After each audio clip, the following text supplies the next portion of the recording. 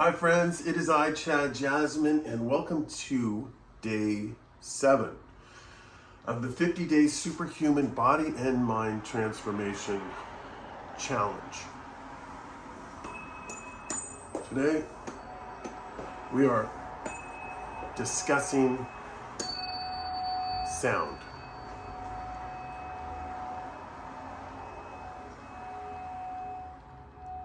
The science of sound is an ongoing experiment. The science of sound cannot be explained in a book.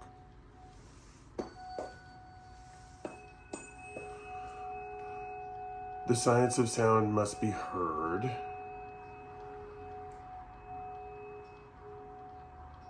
The science of sound will forever evolve.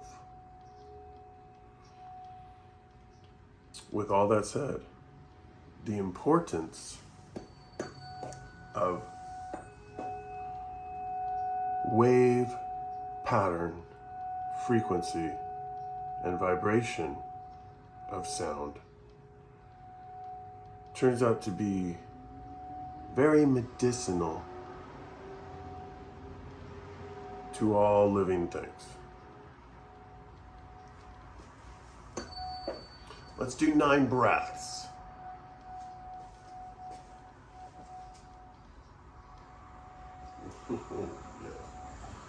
Okay, today I'm going to show you what I've got going on, the distortions in my body. In this 9 breath standing meditation, I'm going to try and correct these things. So I have basically a collapse going on like this. So it's a high right hip, causing an anterior tilt and just some weird collapsing into my right lower quadrant of my abdominals, right down here. So I'm going to try and open that up on the right side, try and lift my liver up, try and lift my large intestine and my liver and my gallbladder. I'm going to try and do that while breathing, while doing this 9 breath method. So here we go. You can focus on many things when you're doing breathing. So today's day 7, so we've been at this 1 week. On day 10, that'll be my birthday. And on day 10, I'll show you guys what my abs are doing. They don't look very good right now, I can tell you that. I don't really know why. Well, you know what happens when you do a challenge and you start to get in shape and anytime you start to take better care of yourself. The first few days are awesome because you've got that adrenaline and you've got all the motivation to do it. And you're into it, cruising along, and then you hit around the 1 week period to 2 week period, and you actually look in the mirror and you kind of going the other way. You're like, wow. And that's just simply because now your senses and your sensitivity is now heightened, and you're starting to look a little closer at what it is you got going on. So if we're at day 7 right now, I got a lot of time to try and get in shape, even though right now it's looking pretty bleak. But anyway, I just want to maintain soft, gentle, fluid, collagenous organs, a visceral cavity that moves beautifully around each other. I want to maintain that. But I also want to get rid of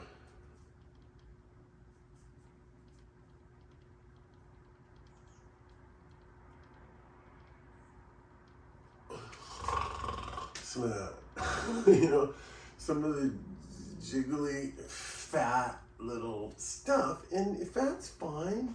Fat's nice. It means you're protecting yourself in a way. It means you have a protective coating. But now we can begin to merge that protective coating with your glowing light that wants to expand outward. And sometimes that protective coating of fat can block it from its full potential. So that's what we're doing today. Let's do 9 breaths before I get too carried away with my own distortion. Look in a mirror, balance your shoulders, try to be as straight as you can. And here we go. Try to distribute your weight equally on both feet and try to lean back a little bit on your heels. Just a little bit so you can feel how you can oppose gravity a little more efficiently and put less strain and stress on your bones and on your levers and tendons and pulleys and attachments and muscles and spiraling ribbons of fascial units that stretch and bend and twist through our bodies. So basically just lean back a little bit on your heels. Here we go, everything out on 3. Follow my pace, everything out on 3 through the mouth, and we're gonna hold on 9. Here we go, 1, 2, 3, blow it out. And follow this pace.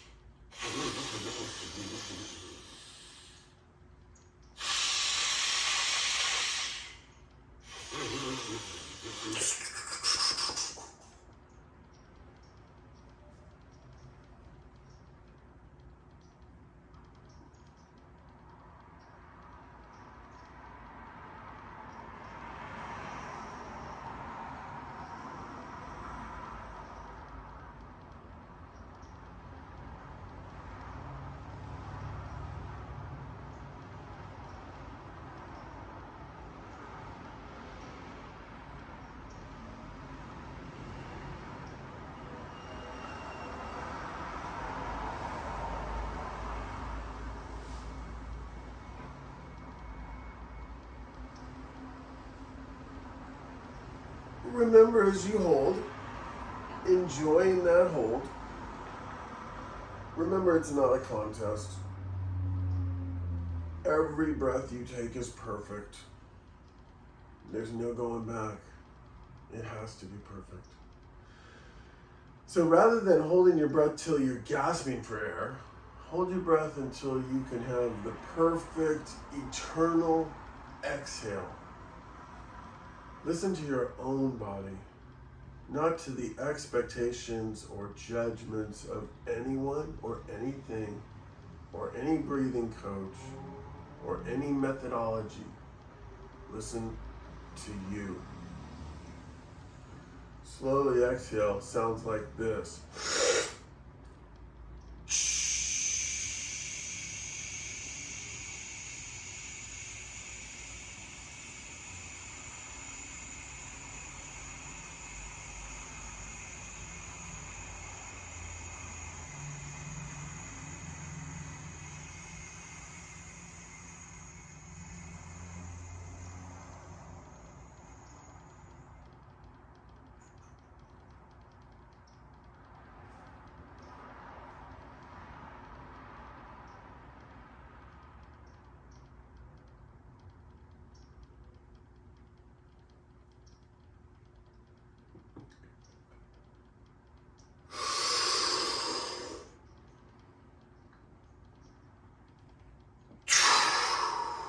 Now, if you're saying, hey, that guy took 2 breaths, I did. And I'm always going to be honest with what I'm doing. But the thing is, when you're teaching Qigong or you're teaching breath work, you can't actually be practicing breath work. You're just trying to turn people on to breath work. Because talking involves breath.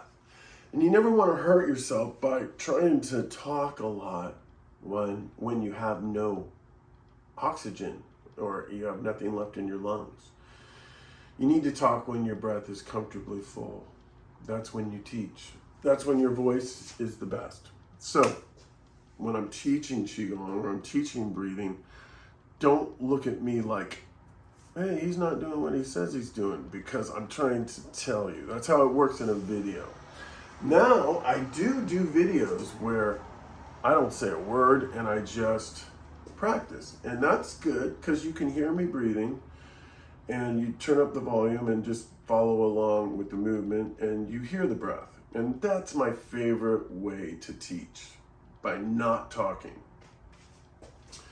But on this particular video, I'm talking a little bit because it's just what we're doing. So, I'm sorry about this collapse that's happening over here, but it is up to me to try to fix that. And I will. That's what the 50 days are about. You have 50 days to try to get as healthy and happy as you can. And the reason why there's the mind aspect to this 50-day transformation, body and mind, because guess what? They are the same thing. This is the end. This is like the brains. This is the control room. This is the engine room. These are the mechanical pulleys and levers. Okay? It's just the way it works. So when you transform your body and your mind, a lot of good things can happen. So anyway, see you for day 8 tomorrow, day 9 on Monday, and then we will do my birthday. And on my birthday, I will finally take off my shirt. Oh, wait a minute. I don't have a shirt on right now.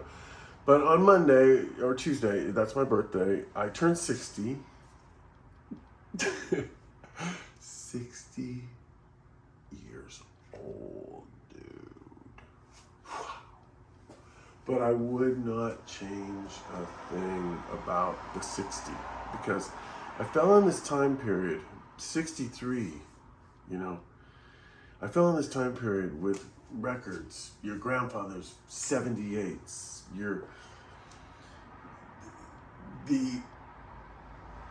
All of the advancements that happened in technology, I was right there. In 74, 73, my mom, for $280, bought the first Pong game. And the first Pong game, if you don't remember, you had to hook the 2 antennas up to the UHF on the back of your TV where you had the rabbit ears. And you switch your channel to UHF, and there it was. It was Pong, and you press start, and all of a sudden you're playing. And it was ping pong up to 21, and you had to win by 2. And it was the dopest game ever, but here's the kicker. The box was this big, right? The only way to play was to sit on the floor right in front of the TV, and somebody had to play left-handed because there wasn't hand controllers. It's not like now. So you had to sit there, and I got so good at this game left-handed. My mom would have parties, my sister would have all these drama parties in high school, so all of these people would come over. All my friends from the basketball team would come over. We'd have parties of about 40, 50 people all the time, and I would make a tournament, a bracket. I would put everybody's name on this bracket of about 32 different names, and when their time was up, I would come and get them at the party. They would put down their cigarette and put down their glass of wine or whatever it was they were drinking, and they would have to play Pong against whoever else I matched them with in this tournament. And the games were quick because people were drunk and they were sitting there playing left-handed on this freaking thing. It's so dope! I love it. I wish I still had it.